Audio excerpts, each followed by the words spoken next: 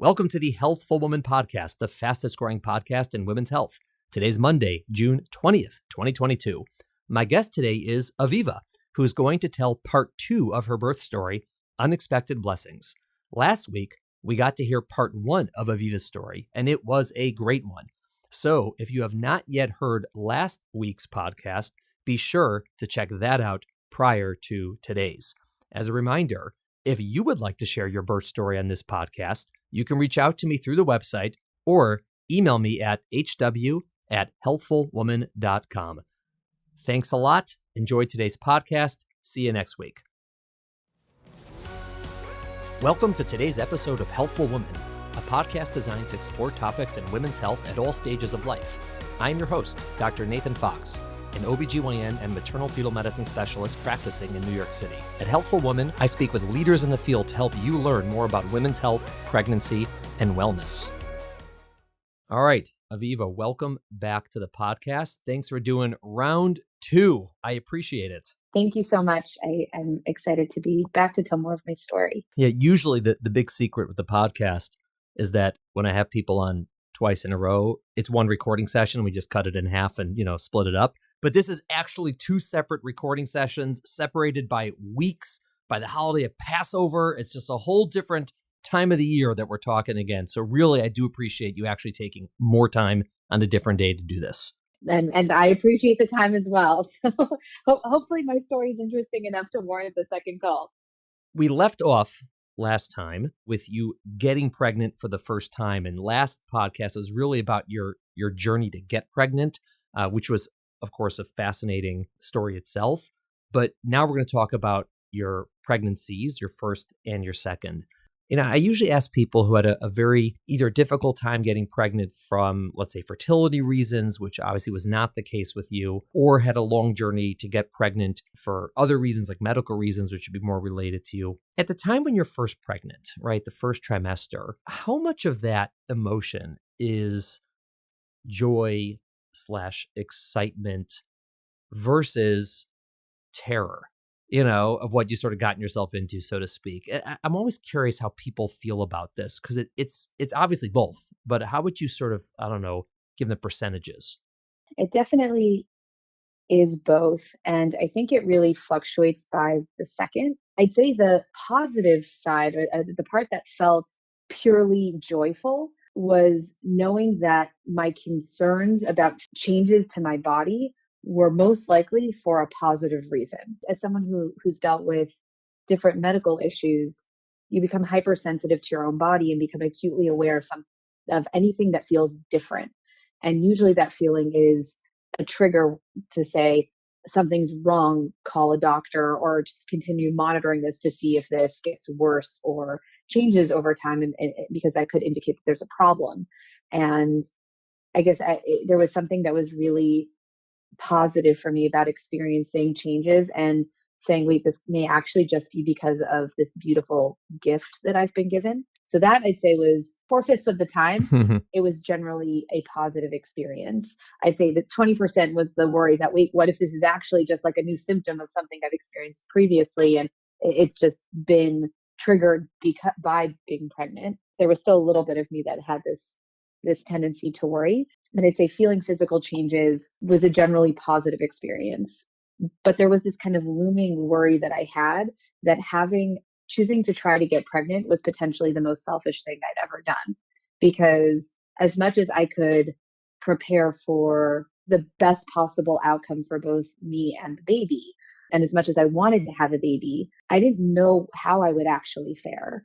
And to think about bringing a child into this world where I may be unable to be a good parent or a present parent because of medical complications or really poor outcomes, or even worse, that I would in any way, my genetics or my predisposition to have autoimmune issues may negatively impact a child.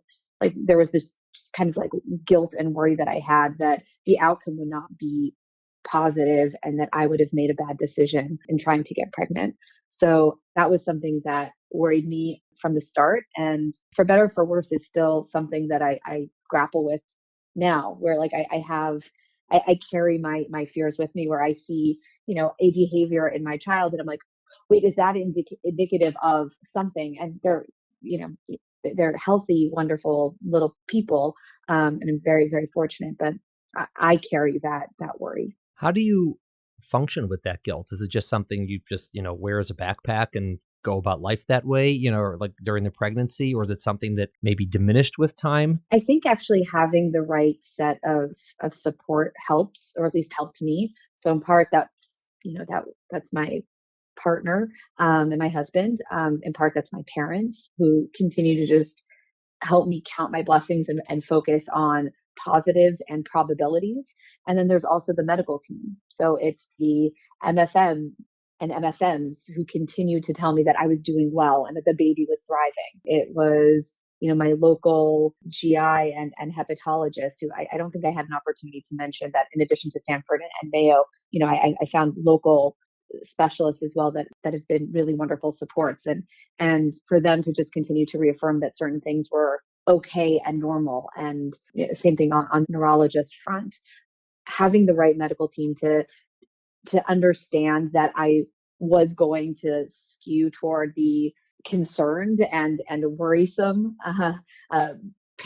expectant parent profile, and for them to not just disregard that or say, oh no, this is someone who overreacts, but actually allow me to overreact and understand that was probably appropriate given my history, but then also to take their expertise and say, okay, that is actually normal, or it's normal for you to feel this way, but you don't have to worry. Having gone into the process of trying to get pregnant and then being pregnant with that team helped balance me a little bit. Did you get any messaging that was worsening your guilt, meaning maybe a friend or maybe a family member has said, some comment, either inadvertently or purposefully to sort of make you feel like you're, as you said before, being like selfish? Did you get that from anybody or anywhere at any time? Fortunately, not from people who indicated that I was being selfish, but it's more just from seeing the challenges that people around me were going through. A good friend of mine was diagnosed with MS while I was pregnant. And that to me was just jarring in that, here was someone else who leads a very healthy life and is, a relatively young 30-year-old. And suddenly she's struggling with, with this terrible, unfortunate diagnosis, and it could happen to anyone. And in her experience meeting with various experts, there's well, it's not necessarily genetic. There are several autoimmunes in her family, specifically on the maternal line, and how that may increase probability of having an autoimmune, and MS being one of them. And I just felt that just kind of gave me a surge of additional guilt, where it's like, oh, well, here's this healthy person. And now, her mother has, her medical challenges, and look, it's like in some way being passed on to her. And do I have to worry about? And a lot of those are unknowns. I just hope that medicine continues to stay ahead of any challenges that I face, my friends face, my children face, or may face in the future. That was a trigger for me. And another was actually one that was very unfortunate, where a good friend of mine lost a child. It was a late term miscarriage, in I think it was 37 weeks. And it was, the cause of that was entirely unknown. They're just at a checkup, there just wasn't a heartbeat. And that sent me reeling in its own way, because I was not there yet. This is someone who was a little further along than I was. And, here's this healthy person with a very normal pregnancy and a really, really tragic outcome. And if that could happen to someone without my medical baggage, what did that mean in terms of the viability of my pregnancy? It's so interesting to hear you talk about this, because while you're speaking, I was struck. These concepts, they're really new in the history of people, right? This idea of, should I feel guilt that potentially I won't be well for my children, or I'll pass on some illness, or I won't be around for them, or maybe they won't do so well. It's really probably only ever been thought about sort of on a regular basis for the past, I don't know, 50 to 100 years. And it's almost a sense of like, as humans, like it's a luxury to sort of have those feelings, because you think about 200, 300, 500, 900 years ago. I mean, babies, there were stillbirths all the time, and mothers frequently didn't survive childbirth. And certainly the life expectancy, if it's, your 40s, right? Sort of everyone, that was the norm. Yeah. The norm was to have children, despite the fact that life was essentially miserable and people died young and there was so much like horrible things going on. But, people, this is what we do as humans. We procreate, we create the next generation. And there's a lot of reasons why that might be, biologic, psychologic, religious, there's all these things that go into it. But that's in us, that drive to have children. Maybe not in everybody, obviously, but as people, that's really deep down in our DNA. And it's just fascinating to hear how it manifests sort of nowadays when people do so much better, that it comes about, someone, you 100 years ago, no one ever thought like, hey, you're perfect, you're fine. It's just interesting. It really is like there's like this weird, and it's not justified, but like there's this like feeling, at least that I have, I won't put this on anyone else, of like I should be able to control anything. And the reality is I'm not in control of anything. But because of, as a society, that we've evolved so much and we're so sophisticated and we have so many resources at our disposal, or we can have so many resources at our disposal, that we've that I think that like I should be able to, I look around me and I'm like, oh, all these other people like have certain outcomes. And if I make certain decisions and if I set my life a certain way, I'm able to ensure certain outcomes. And then to realize you can't, then you feel like, well, now I'm at disadvantage. When to your point, I even think about my grandparents, my father, he had, his mother had a child before him who passed away within hours of being born. So Yeah. the eldest of that family didn't survive. And my grandmother missed her and mourned the loss of that baby for her whole life, because it was a significant loss. But she never felt guilt. The language she used to describe it was a loss, but she didn't feel guilty that she had tried to have this baby and brought it into this world. And she didn't feel guilty about trying to have additional children. And she went on to have 4 healthy sons and, built a beautiful family. And it's interesting that, like, that, to your point, that mentality is something that is relatively new. And I don't think I'm the only one who feels guilty, not being able to ensure or have a guaranteed path to whatever future that we want for ourselves. Yeah. I mean, so many things come up in pregnancy where, I have to tell someone, listen, this is completely out of our control. It's out of my control. It's out of your control. And that's just the way it is, at least, currently. And maybe it'll be that way forever. I have no idea. And that's sort of like nihilism, that is just out of our control. For some people, it's horrifying. They're like, what do you mean? Like, I have no control over this. Like, I can't believe that. It's not possible. And other people find it very comforting. They're like, oh, finally, like, okay, like I can move about my, my day and not worry that I'm causing harm all the time. And people really respond to that reality differently when they feel or learn that something's out of their control, whether it upsets them or pleases them. It's really a fascinating sort of study of who's which. Yeah. I'm probably envious of the people who are relieved when they find something's not in their control. They just walk about the earth blissfully. It's just it's an amazing trait. So, Yeah. wow. So we digress. But you are pregnant, and tell me how it went, the first pregnancy, just sort of like logistically, physically, other than all the feelings you're having. How did it actually go? So I'm really fortunate where the pregnancy was relatively uneventful. I, had several, freakouts where something was changing, and like, I mentioned, and it felt different, or I felt like certain things were exacerbated and they weren't. I felt renewed itchiness in my feet, and that can be a sign of, progression of PSC. And that was something that was alarming. But, then I spoke to my sisters, and, they explained that no, their feet were swollen and had, been itchy just because their feet were swollen as a pregnant person, and don't worry about it. And it was this really interesting, that emotional balancing act of recognizing changes in my body and understanding that they may not be flags that something was bad, but normal morning sickness at the beginning, and that was really my only main material complaint through the pregnancy. Something that I was a little bit concerned about.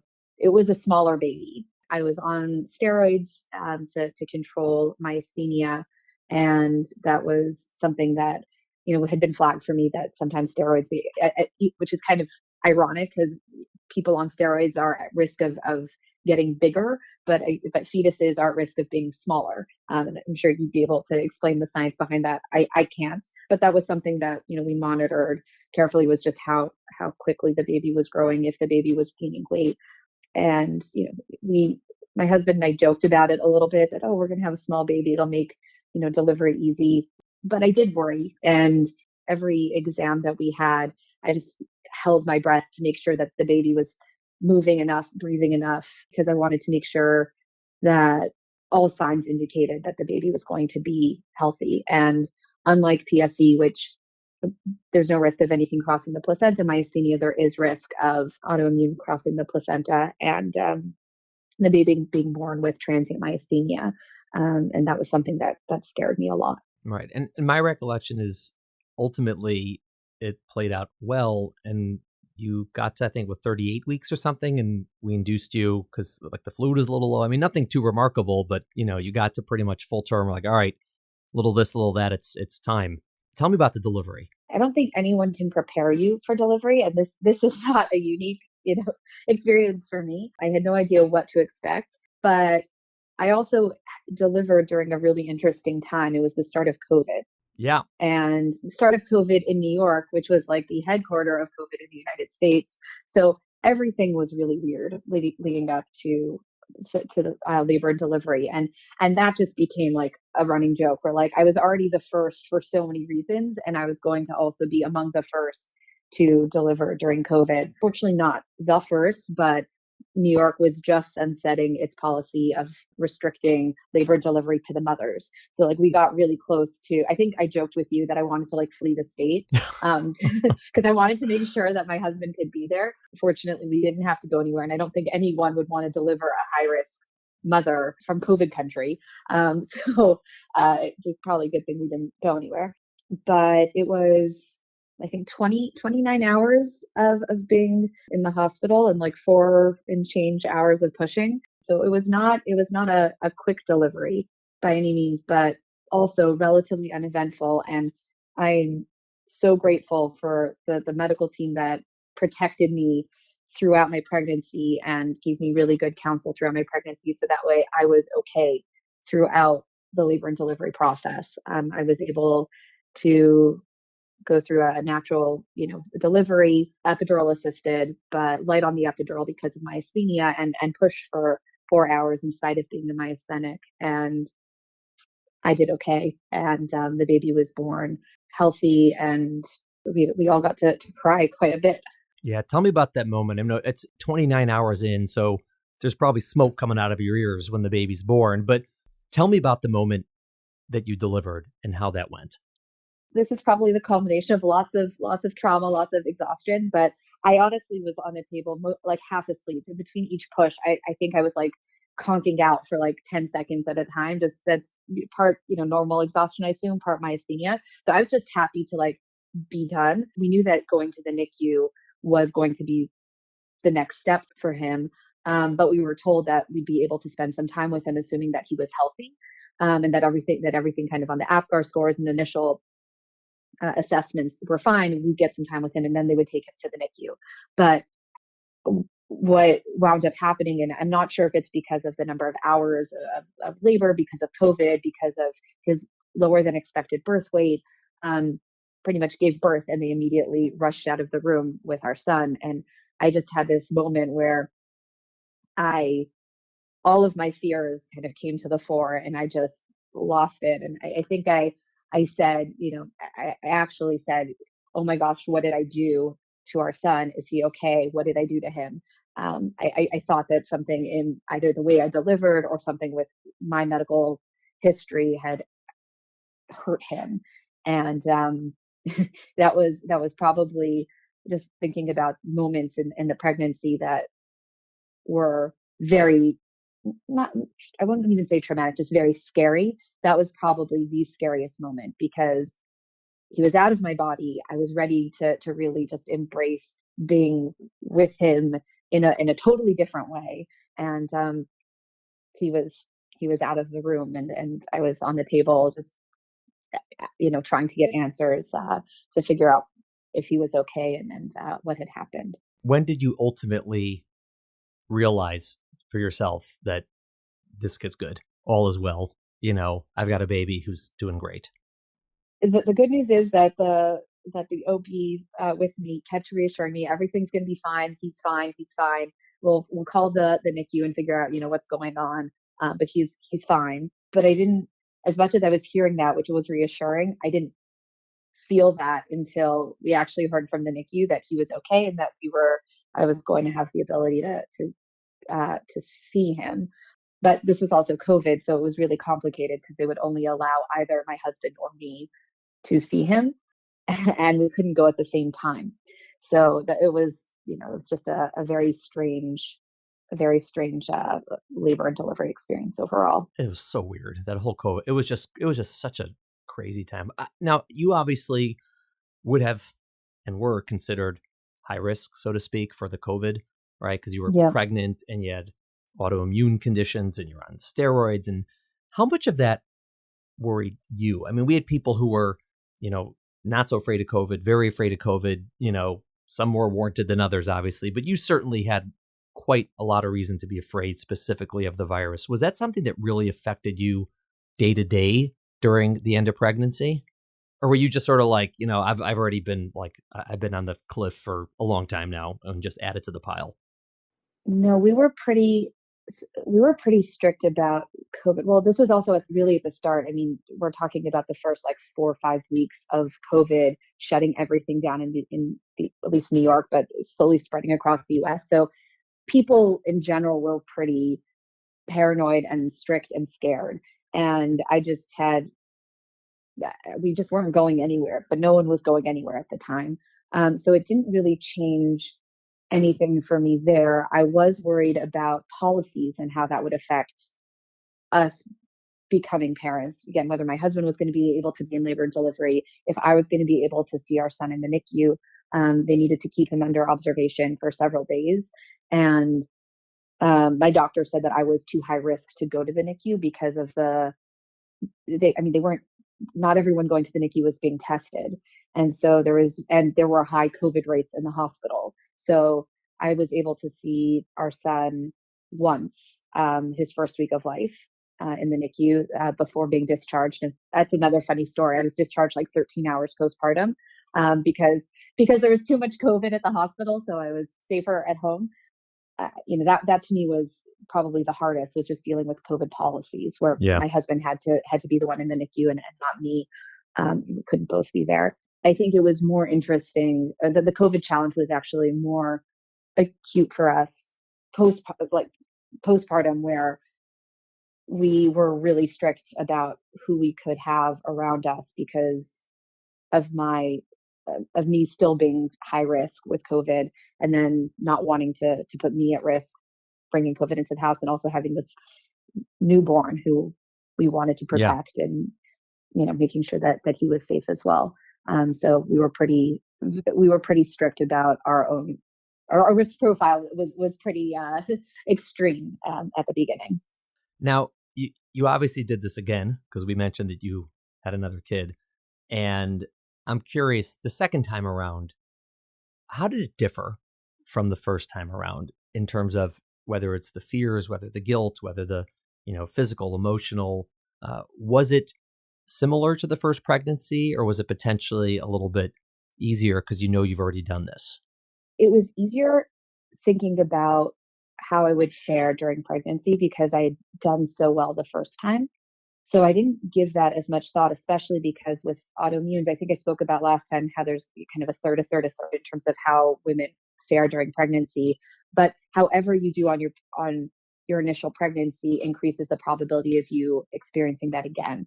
And I was stable and fully controlled during my first pregnancy. So not only did I have a 2/3 chance at that during the first pregnancy to experience that, but having experienced that the first pregnancy, I had higher probability of being stable second pregnancy, and I was. And so, I just understanding the probabilities helped me and my husband make the decision that we wanted to try again, and we didn't think it was going to be that risky. I think we assumed that by the time we had our second, COVID would be over, and that that did not happen. Nope. So, there were certain things there that we didn't take into account, and what that would mean in terms of, changes to our risk profile over and over again, and what that meant in terms of socializations and, when to get as vaccines rolled out, if to vaccinate, when to vaccinate, and me being high risk and balancing all of that. So that there were some unforeseen challenges, or things that we had to navigate. I guess in terms of things that didn't play out the way that we anticipated, one of them was just not understanding how much harder it is to be pregnant when you're already a mom. Yeah. Because you don't have any downtime. Yeah. And that's where I felt the biggest change, where I was definitely more fatigued. And I don't mean that in like I'm pregnant, therefore I'm tired, but in a myasthenic kind of way, where I noticed sluggishness in parts of my body that I hadn't previously. And and I knew it was just because I was pushing myself so much harder than I had the first time, and not because of the pregnancy, but just because of my lifestyle being a mom. I mean, I remember towards the end, there were a couple of scares with the pregnancy that were not Yeah. present the first time around, and legitimate ones, because ones that were potentially related to myasthenia. Fortunately, they weren't. But talk about that a little bit.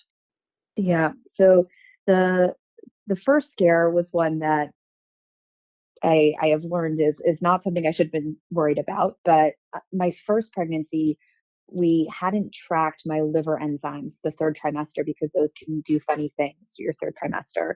But the second pregnancy, they were tracked, which is now in retrospect helpful because now I understand kind of what those quote baselines would look like in third trimester. But my alkaline phosphatase levels were above normal ranges. And that was the first time that they'd been above normal ranges since starting oral vancomycin several years ago. And so that to me just kind of was a trigger, or like, oh God, like how much should I be worried about this? How much of this is because of pregnancy?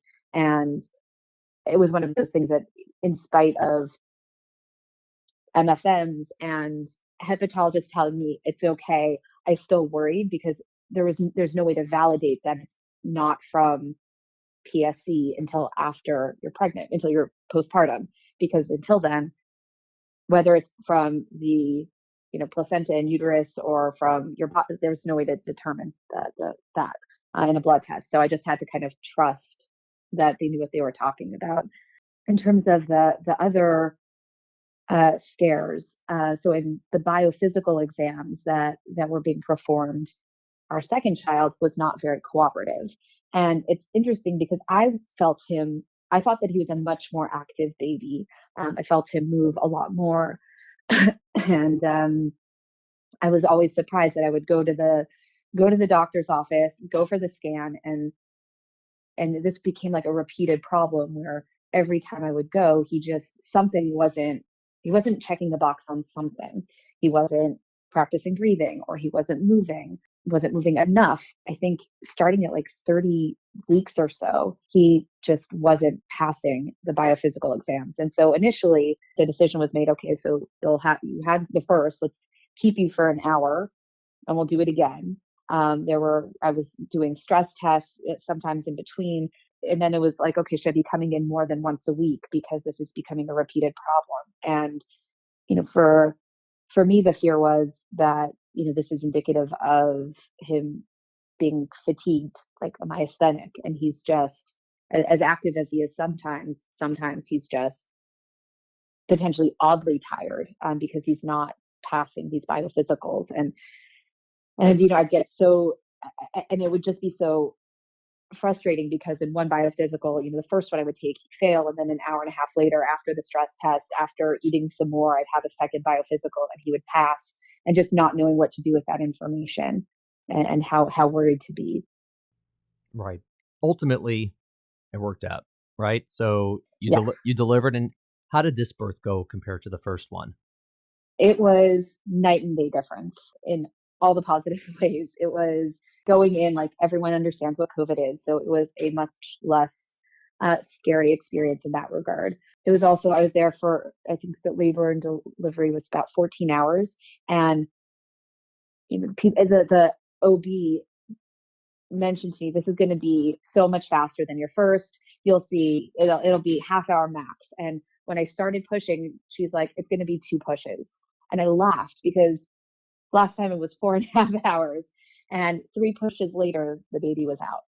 So she was off by 1. It was 3 pushes in total. And it was two more pushes, I'm sure is what she said. Yeah, that's probably what she said. There we go. But it was completely uneventful. I felt strong throughout, and the baby was still going to have to go to the NICU, but we got to spend some time with another boy, so with him before he went off to the NICU. It was a much more celebratory experience. Look back and where you are now and where you were before this started.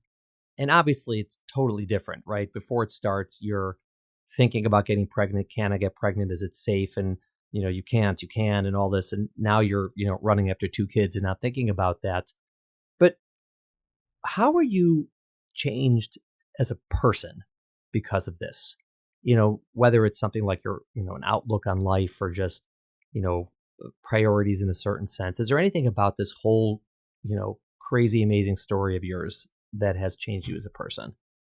Firstly, I'm just so incredibly grateful. I'm grateful to, my family for their support and for, being willing to take this huge gamble with me. I'm grateful to the medical team who made all of this possible. I mean, I wouldn't have made any decisions to try to have a kid without all of their sign off, and they all continued to be available to me throughout the process, and whether it was like from an emotional support standpoint or truly medical standpoint, they were incredibly valuable and impactful.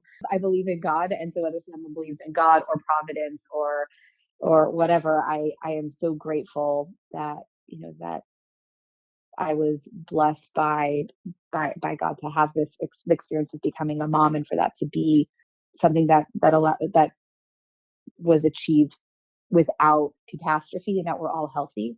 But in terms of major changes, I'd say the same way that I went into pregnancy and experienced pregnancy with this kind of like looming guilt, like what if I had done something wrong or selfish or like created bad outcomes.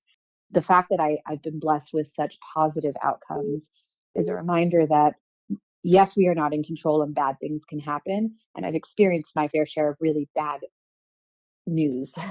But other side of the same coin is amazing and beautiful things can also happen, and unexpected things can also happen. And it's so easy to get trapped by all of the scary things, but there's also really incredible number of blessings and positive outcomes that can be achieved or experienced, and those shouldn't be overlooked. And I think it's easy to be a little bit paralyzed by fear, but for me, it's also to remember to be inspired by the opportunity to see beautiful things happen. Wow. Amazing. What a great way to finish this story in this podcast. Aviva, thank you so much for sharing your story. Your story's really amazing, and I appreciate it very much, and I'm sure our listeners do as well. Thank you. Really appreciate it. Thank you for listening to the Healthful Woman podcast. To learn more about our podcast, please visit our website at www.healthfulwoman.com. That's HEALTHFULWOMAN.com. If you have any questions about this podcast or any other topic you would like us to address, please feel free to email us at hw@healthfulwoman.com. Have a great day. The information discussed in Healthful Woman is intended for educational uses only and does not replace medical care from your physician. Healthful Woman is meant to expand your knowledge of women's health and does not replace ongoing care from your regular physician or gynecologist. We encourage you to speak with your doctor about specific diagnoses and treatment options for an effective treatment plan. Paid sponsors of the podcast are not involved in the creation of the podcast or any of the content. Support for our sponsors should not be interpreted as medical advice from the podcast, the host, or the guests.